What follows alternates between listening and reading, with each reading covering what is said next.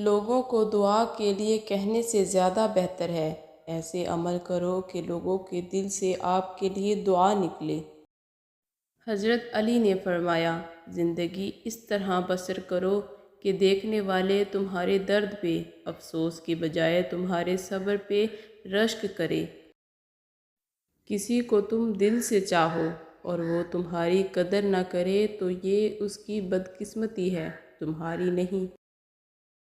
جس سے حد سے زیادہ محبت ہو اس سے اتنی ہی نفرت بھی ہو سکتی ہے، کیونکہ خوبصورت شیشہ جب ٹوٹتا ہے تو خطرناک ہتھیار بن جاتا ہے۔ دنیا کا سب سے خوبصورت پودا محبت کا ہے، جو زمین پر نہیں لوگوں کے دلوں میں اگتا ہے۔